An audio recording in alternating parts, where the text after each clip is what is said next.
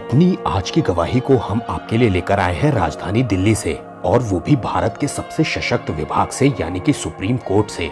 ये गवाही है वीरा जी की, जो कि सुप्रीम कोर्ट से असिस्टेंट रजिस्ट्रार के पद से रिटायर हुई हैं। वीरा की जिंदगी में हुए एक हादसे ने उनकी जिंदगी को पूरी तरह से पलट कर रख दिया। जब निराशाओं का दौर चल रहा था और कोई भी उम्मीद दिखाई नहीं दे रही थी, तब कैसे यीशु मसीह उनकी जिंदगी में आए और उन्होंने उनके जीवन को थाम लिया। उन्होंने परमेश्वर के प्रेम को महसूस किया और ये भी जाना कि यीशु मसीह सचमुच में है और आज भी अपने लोगों के पुकारने पर सहायता करने के लिए हाथ बढ़ाते हैं। उन्होंने धर्म परिवर्तन के मुद्दे पर खुलकर बात की है और उनके परिवार के ज्यादातर लोग अब मसीह में आ चुके हैं। आइए इस गवाही को सुनते हैं। Praise the Lord. आज मैं अपने बारे में कुछ बताना चाहती हूँ, क्योंकि मैं समझती हूँ जो कुछ मैंने अपनी लाइफ में देखा और जाना, मैं अपनी गवाही सबको बताऊँ। मेरा नाम है वीरा वर्मा। मैं हिंदू बैकग्राउंड से आती हूँ। सुप्रीम कोर्ट की रिटायर्ड ऑफिसर हूँ। मैंने 40 साल वहाँ दिए और मतलब हमारा बैकग्राउंड हिंदू था, लेकिन किस तरह से मेरे जीवन में एक अद्भुत काम हुआ, मैं उस बारे में बताती हूँ। मेरे हस्बैंड एक्सपोर्टर थे, इंपोर्टर भी थे, तो वो अंदर बाहर आते जाते रहते थे। तो किसी अपने बिजनेस के सिलसिले में वो बाहर गए थे। ये बात है 1997 की, और वहाँ वो उनको कुछ स्ट्रोक आया, उनको ब्रेन हैमरेज हुआ और वो वहाँ एक्सपायर कर गए। तब मैं दिल्ली में थी और मेरे बच्चे बहुत छोटे थे। एक 13 इयर्स था और एक 16 इयर्स था। दोनों टीनेजर्स बॉयज थे मेरे पास। और उस समय जब मैंने यहाँ समाचार मुझे मिला कि ऐसे से वो उनके संग ये हुआ और ये हुआ, तो मैं वैसे बताती हूँ कि उनको दिल्ली लाने के लिए उनको 9 दिन लग गए थे। उन 9 दिनों में मैंने सारी परिस्थितियाँ मेरे जीवन की बदल चुकी थी। 9 दिन में माने कि मेरे को सब कुछ अपना ख़त्म होता हुआ दिख रहा था। घर कैसे चलेगा, बच्चे कैसे करेंगे, बड़े कैसे होंगे, क्या होगा क्या नहीं होगा। मैंने अपने फ्यूचर के बारे में बहुत मैं चिंतित थी और मुझे समझ में नहीं आ रहा था कि अब क्या होगा, अब आगे क्या किया जाएगा। लेकिन उसी दौरान 9 दिन के दौरान, जब तक उनको लाया नहीं गया था इंडिया वापस, उनकी बॉडी को, मेरे से बड़ी सिस्टर हैं जो हैदराबाद में रहती थी, उन्होंने प्रभु को ग्रहण किया था, लेकिन उन्होंने कभी हमसे जिक्र नहीं किया था इस बारे में। तो उन्होंने मुझे कंसोल करते हुए बहुत बताया कि विश्वास करो, परमेश्वर हमसे बहुत प्रेम करता है। लेकिन वो बातें उस समय में बड़ी बेकार सी लग रही थी। कैसा परमेश्वर हमसे प्रेम करता है, मैं किस दौर से गुजर रही हूँ, ये परमेश्वर का प्रेम है क्या, बहुत सी बातें ऐसी थीं। लेकिन तभी एक उनकी फ्रेंड थी, दामिनी शाह, जो मेरी स्पिरिचुअल मदर हैं और वो भी अभी हैदराबाद में ही हैं। वो मेरे पास आई और उससे पहले मैं ये बताती हूँ कि 9 दिन तक माने मेरे ये हाल था कि रो रो के मेरे आंसू सूख चुके थे। अंदर शायद अंदर से पानी आना बंद हो गया था, आंखों में से आंसू आने बंद हो गए थे। बहुत ये भी था कि मैं इतना रो रही हूँ, इतना चीखती थी उन दिनों। जब भी कोई मिलने आता था मुझे ये समझ में नहीं आता था कि लेकिन आंखों से पानी नहीं आता था। तो उन सब बातों को मेरे पर असर तो हो ही रहा था। लेकिन जैसे ही वो सिस्टर दामिनी शाह मेरे पास आई, उन्होंने मुझे बहुत कंसोल किया। बस उन्होंने मुझे गले से लगा के और जो उन्होंने कहा कि मैं तेरे लिए कुछ, वीरा तुम्हारे लिए कुछ प्रेयर करना चाहती हूँ, मैं करूँ, ज़रूर करो। तो प्रेयर्स तो मालूम है कि अच्छी होंगी और खुदा से ही बातें होंगी, परमेश्वर से बातें होंगी, जैसे भी हमारा विश्वास था वो सब बातें उन्होंने मुझसे मेरे संग जो दुआ शुरू करी। मैं आज भी उस मोमेंट को याद करती हूँ कि वो क्या था जो मेरे अंदर से निकल रहा था। मेरे आंसू इस तरह से बह रहे थे, झरझर झरझर, कि मैं कंट्रोल नहीं कर पा रही थी।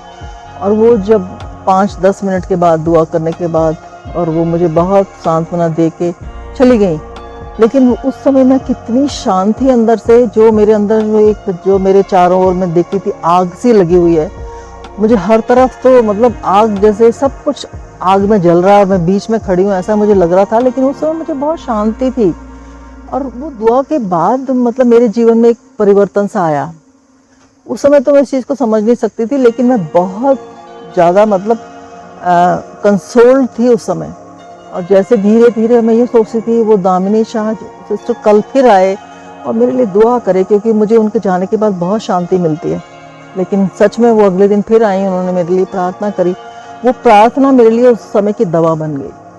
मैं नहीं जानती कि कब परमेश्वर ने मुझे छू लिया, कब प्रभु मेरे जीवन में आ गया, क्योंकि मैं नहीं समझ सकती थी कि इस तरह से कोई हमें अपने पास बुला सकता है, इस तरह से हमसे कोई प्रेम कर सकता है। लेकिन सच में परमेश्वर हमसे बहुत प्रेम करता है। उसने उस समय वो समय मेरे लिए रखा था कि जिस समय मुझे और कोई मेरे पास कंधा नहीं था, क्योंकि हमारे घर में मेल मेंबर्स नहीं थे, हम सिस्टर्स ही हैं, कोई भाई नहीं था, हस्बैंड थे, फादर की भी डेथ हो गई थी, तो मतलब ऐसा कुछ नहीं था। लेकिन उस समय कोई ऐसा नहीं था। मेरी मदर बूढ़ी थी उस समय, मतलब 72-3 में ऐसे इतनी एज में रही होंगी। तो उस समय ऐसा किसके पास जाके मैं ये सब अपना दुख, लेकिन सच में एक कंधा था या हाथ था, कुछ भी कहिए, लेकिन परमेश्वर ने मुझे उस समय पकड़ लिया। और बस मुझे वो दुआ जो थी उसकी मेरी दवा बन गई थी कि जब वो आती थी मेरे लिए दुआ करती थी और मैं बहुत अपने अंदर शांति महसूस करती थी। इस तरह से धीरे धीरे समय निकल गया। 1 महीने बाद वो मुझे किसी कलीसिया में ले गई। मैं वहाँ चर्च में गई, अपने दिल्ली में साउथ ईस्ट जंक्शन में गई एक चर्च में, और मुझे कुछ समझ में नहीं आता था कौन प्रभु है, कैसा प्रभु है, हमसे कैसे प्रेम करता है। लेकिन मैं ये समझती थी मुझे यहाँ बैठ के क्यों बहुत शांति मिलती है। मेरे बच्चे मेरे साथ होते थे और वो बच्चे अभी टीनेजर्स बच्चे थे, उनको कुछ दीन दुनिया का पता नहीं था, और संसारिक बाप उनका जा चुका था, खो चुका था हमसे। लेकिन उन बच्चों के साथ मैं कलीसिया में जाती थी, आती थी। मुझे पता नहीं कब परमेश्वर ने मुझे पकड़ लिया।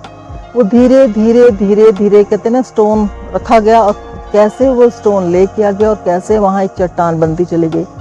और सच में मैं कई बार मैं ये दुआ करती थी, और कहाँ दुआ करती थी, क्योंकि घर में रो नहीं सकती थी, मेरे बच्चे मुझे देखते थे, मेरी बूढ़ी माँ मेरे को देखती थी।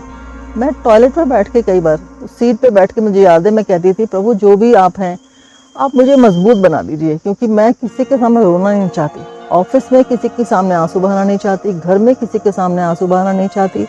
मैं नहीं चाहती कि मुझसे कोई सिंपैथी रखे कि इसका हस्बैंड चला गया और ऐसे बच्चे हैं और ये सब है।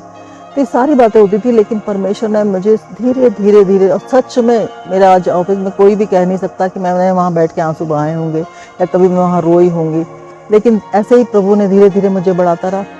लेकिन ये सच में है कि मैं एक ही दिन में मैं ये सब नहीं जान पाई, लेकिन मैं ये जान पाई कि मेरे साथ कोई है, एक बहुत बड़ी शक्ति है मेरे साथ जो मुझे संभाले हुए है।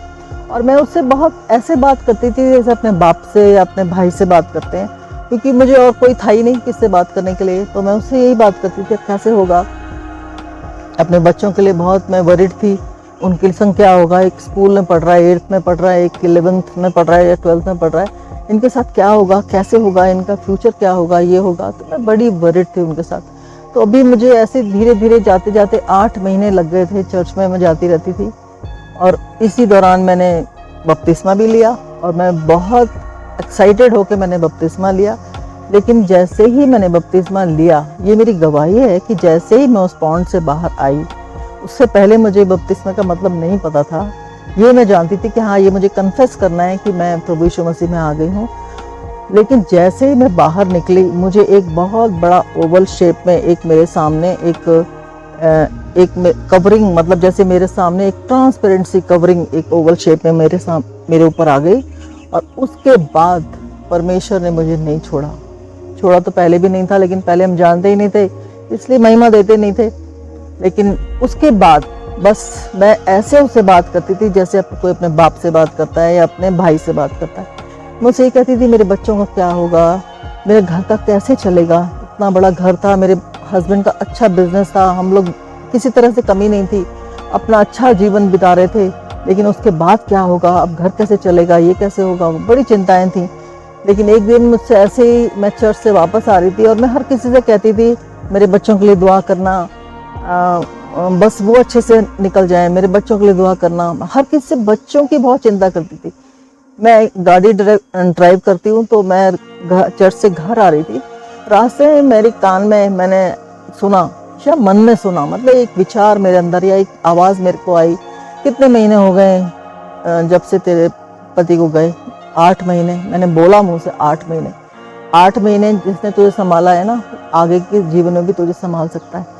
सच में उस दिन के बाद मैंने कहना बंद कर दिया कि मेरे बच्चों के लिए दुआ करो, क्योंकि मेरा एक, मुझे पता था कि एक आंखें हैं, वो आंखें हैं परमेश्वर की जो मेरे बच्चों के ऊपर लगी हुई हैं। और सच में वही परमेश्वर ने मेरे बच्चों को उस समय से, जब वो स्कूल में पढ़ते थे, अबोध थे, नहीं जानते थे, समझ सकते हैं टीनेजर बच्चे कैसे, लड़के कैसे हो सकते हैं, लेकिन वो धीरे धीरे धीरे धीरे कैसे उनको आज उन बच्चों को एस्टेब्लिश किया है। आज वो बच्चे कैसे अपने पैरों पे खड़े हैं, कोई उनको ऐसी संगति नहीं है, कुछ नहीं है। और मेरा छोटा बेटा तो बिल्कुल वो उस समय मेरे साथ बहुत प्रभु में जाता था, मतलब चर्च में जाता था, उसका विश्वास भी बहुत अटल था। और उसने बस जो उसने मन में ठाना कि मुझे फलाना अपना ये कोर्स करना है या होटल मैनेजमेंट करना है, जो भी करना है, उसने केवल एक ही स्टेप लिया और वो परमेश्वर ने उसको उसमें विजय दिलाई। ये नहीं कि बहुत आसान था, बीच में उसके संग भी मुश्किल आई, लेकिन मैं उसको यही समझाती रही कि जो हमारे साथ है ना, तू चिंता मत कर, ये समय टल जाएगा। और परमेश्वर ने सच में वो समय टलने दिया और आज वो एक अच्छा अपना बिजनेस भी लेके बैठा और एक जॉब भी कर रहा है। तो प्रभु का मैं धन्यवाद करती हूँ किस तरह से उसने मुझे संभाला, मेरी सारी चिंताओं को, मेरे घर की, मेरे बच्चों की चिंताओं को। कि जब मैं प्रभु में आ गई थी और मैं चर्च में जाती थी और जब मैं धीरे धीरे सीख रही थी, तो मेरे घर में ये सब नहीं था कि सबने बड़ा उसको इजीली एक्सेप्ट कर लिया। घर में कौन था, मम्मी थी मेरी, और तो कोई था ही नहीं, घर में बच्चे थे। लेकिन मेरी मदर जो उस समय 72-73 साल की ऐसे रही होंगी, वो तो अपने पुराने अपने रवैये में अपना हिंदू बैकग्राउंड से थी। कुछ पूजा पाठ, कुछ हवन इत्यादि हम लोग करते थे क्योंकि हम आर्य समाजी बैकग्राउंड से थे, तो वो सब करती थी। लेकिन धीरे धीरे धीरे उन्होंने मेरी नेचर में बदलाव देखा। उन्होंने जाना कि ये एक मतलब एक ज़िद्दी लड़की, ज़िद्दी औरत, मतलब किस तरह से वो, क्योंकि मेरी बोल्डनेस नहीं थी, मेरी बोल्डनेस से टूट चुकी थी उस दिन ही जब मैंने सुना था कि मेरे हस्बैंड चले गए। लेकिन ये आज मैं कहूँगी परमेश्वर का अनुग्रह था कि किस तरह से मम्मी ने मेरे जीवन में बदलाव होता हुआ देखा। मैं ऑफिस से घर आती थी, अपने बच्चों को देखती थी, उनके स्कूल, उनका होमवर्क, उनका ये वो, और सब ये सब बातों को देख रही थी। धीरे धीरे धीरे धीरे 1-2 साल लगे होंगे मम्मी को, मैं मानती हूँ, लेकिन उन्होंने 75 साल की उम्र में परमेश्वर यही कहा कि ठीक है, मैं भी तुम्हारे साथ चलती हूँ। मतलब या तो उन्होंने टेस्ट करने के लिए कहा होगा। ये 75 साल की उम्र में उन्होंने परमेश्वर को ग्रहण किया। उनकी सारी पुरानी जो उनके सारे विचार थे, पुरानी जो उनकी धारणाएं थी, ये सब थी, उन्होंने एक झटके में अलग करा और उन्होंने कहा बस अब यही, इससे पीछे कुछ भी नहीं। परमेश्वर को उन्होंने 75 साल की उम्र में ग्रहण किया, उनका बैप्टिज्म हुआ और उनकी एज 92 कंप्लीट करके वो 93 में वो उनकी डेथ हो गई। ये 2016 की बात है जब उनकी डेथ हुई थी 12 अक्टूबर को। 12 अक्टूबर से सिर्फ वो 2 महीना पहले ही उनको बुखार आया और बेड पे आई। उससे पहले तक वो मेरा टिफ़िन तैयार करती थी, वो अपना सारा काम करती थी और मतलब वो मेरा इतना ध्यान रखती थी जैसे आज मैं बहुत छोटी बच्ची हूँ और वो मेरा, हालांकि मेरे बच्चे थे, अब मेरे बेटे की शादी हो चुकी थी, मेरा ग्रैंडसन भी है, लेकिन उनको मेरी फिक्र थी। वो मेरा टिफ़िन तैयार करती थी, मुझे ऑफिस भेजती थी, मेरे आने पे वो मेरे घर में मेड होने के बावजूद मेरे लिए चाय बनाती थी, मुझे देती थी, वो सारे काम अपने आप करती थी। मैं कहती हूँ परमेश्वर ने 92 साल तक, 92 तक उनको इतना मतलब जोश में रखा और निरंतर प्रार्थना करना। 2 बजे, 3 बजे, 4 बजे जब भी उनकी आँख खुलती थी, मुझे नहीं पता, पूरे गाँव के लिए, अपने लोगों के लिए, गाँव के लोगों के लिए, अपने रिश्तेदारों के लिए, बच्चों के लिए दुआ ही करती रही। और आखिर तक जिस दिन उनकी डेथ हुई है उससे 1 दिन पहले वो मुझसे बात कर रही थी और ये उन्होंने कहा कि सच में वो जैसे एक 1.5 महीना बहुत बीमार रही और उसके बाद उन्होंने कहा कि अब बस बहुत हो गया, अब प्रभु आए और ले चले, अब आए प्रभु ले, मतलब जीवन के अंत तक, जैसे परमेश्वर का वचन कहता है ना कि जो तू विश्वास कर, अंत तक जो विश्वास में रहेगा उद्धार उसी का है। सच में उस उम्र तक 92 कंप्लीट किया था उन्होंने, तब तक वो विश्वास में रही। आज मैं विश्वास करती हूँ बहुत अच्छी जगह गई और किस तरह से उन्होंने अपने जीवन को परमेश्वर को दिया और परमेश्वर ने संभाला। और इतनी परिस्थितियाँ, उससे पहले मैं उनका जीवन अगर देखती हूँ, इतनी बीमार रहती थी वो, उनको हाइपरटेंशन और न जाने क्या क्या ऐसी बीमारियां लगी। लेकिन उसके बाद जब एक बार प्रभु के दास ने ये कहा, माता जी आप डरो मत, क्योंकि प्रभु यीशु मसीह आपके दिल में रहता है। जब वो आपके दिल में रहता है तो आपके दिल को कुछ नहीं होगा। आप बेफिक्र हो, आपको कोई हार्ट की एलिमेंट होगी नहीं। और सच में उसके बाद मेरी मम्मी ने अपने उन गोल्डन पीरियड को देखा और अपने उस उम्र में भी, मतलब 92 में भी वो बहुत चलती फिरती और सबके लिए बहुत आशीषित रही। तो मैं ये बात बताना चाहती हूँ कि कोई उम्र नहीं है परमेश्वर के पास आने के लिए। और आज ये समय है कि हम दुआ करते हैं, लोग सोचते हैं कि नहीं समझ सकते, वो सोचते हैं शायद इनका वहम है या कुछ भी। आज जो भी हम दुआ में रखते हैं अपने प्रभु के पास, जो भी हम आंसू बहाते हैं, परमेश्वर उसका जवाब हमें 24 घंटे में देता है। और सच में बहुत सी चिंताओं को लेके जाते हैं। ये नहीं कि आज हम बहुत सुखी हो गए या क्या है, लेकिन हमें विश्वास है कि आज हमारे साथ कोई है। और सच में वो ऐसा है कि हमारी हर परिस्थिति में हमारे साथ रहता है। जब हम सुख आनंद में होते हैं वो हमारे संग आनंद मनाता है, जब हम दुखी की क्षणों में होते हैं वो हमारे संग दुखी होता है, लेकिन वो हमको बहुत कंसोल करता है और हमें बहुत संभाल के रखता है। तो मैं बस ये अपनी गवाही में यही बताना चाहती हूँ कि ये जो एक आम बात है, लोग कहते हैं धर्म परिवर्तन कर लिया। मैं ये कहती हूँ कि मुझ जैसी का धर्म परिवर्तन कोई नहीं कर सकता था। मुझ जैसी जिद्दी औरत का धर्म परिवर्तन कोई नहीं कर सकता था। ये धर्म परिवर्तन नहीं हुआ, ये मन का परिवर्तन हो गया। और आज वही मन का परिवर्तन ने मेरे जीवन को बदल दिया। मैं समझती हूँ मेरे आसपास जो मुझसे कनेक्टेड है, मैं ये कह रही हूँ कि जितने मुझसे जुड़े हैं, परमेश्वर ने उनको भी आशीषित किया। मेरे घर की हर परिस्थिति को बदल दिया। जिन परिस्थितियों को मैं लेके परेशान होती कि अब ये क्या होगा। एक छोटी सी और बात बताती हूँ। जब मेरे हस्बैंड गए तो मैं ये सोची थी, मेरे घर में जो किराने का सामान आता था, ये तो इतना महंगा सामान आता था, अब तो मैं अफोर्ड नहीं कर सकती। जब मैं लिस्ट बनाती थी तो उसमें ये भी कट करती थी, ये भी कट करती थी, क्योंकि मैं अब अफोर्ड नहीं कर पाऊंगी। लेकिन आज मैं ये कहती हूँ कि आज मेरी लिस्ट उससे ही बड़ी होती है। परमेश्वर ने मुझे उसी जगह से इतना आशीषित किया, मेरी उसी जॉब में और उसी सैलरी में। परमेश्वर ने, खैर सैलरी तो बड़ी ना, मैं मानती हूँ, लेकिन परमेश्वर ने इतना आशीषित किया, आज मुझे किसी चीज़ की कमी नहीं है। आज मैं अपने हाथों को रोक लेती हूँ कि नहीं, ये फिजूल खर्चे ये मुझे नहीं करना है। तो मतलब परमेश्वर हमें ऐसे भरता है, किसी चीज़ की कमी होने नहीं देता है। तो ये कि ये कोई धर्म परिवर्तन नहीं है, सिर्फ मन का परिवर्तन है। हमें जांचना है। हमारा परमेश्वर एक वचन में ये कहता है, मुझे परख के देख कि मैं कैसा भला हूँ, मुझे चख के देख कि मैं, वो अपने आप को चखने के लिए देता है। कौन ऐसा है कि जो अपने आप को चखने के लिए और परखने के लिए देता है? लेकिन यहाँ यीशु मसीह अपने आप को चखने के लिए और परखने के लिए देता है। सच में मैंने उसको देखा है, चखा है और परखा है, तब मैंने यीशु मसीह को ग्रहण किया है। मैंने किसी कहने से नहीं करा, कोई मुझे जबरदस्ती किया मुझसे कहे और मैं आ जाऊँ, ऐसा नहीं करा। मैंने 40 साल सुप्रीम कोर्ट में जॉब किया और मैंने वहाँ पर, मतलब ऐसा नहीं कि मैं डरी सहमी रही, मैंने बहुत लोगों को बताया।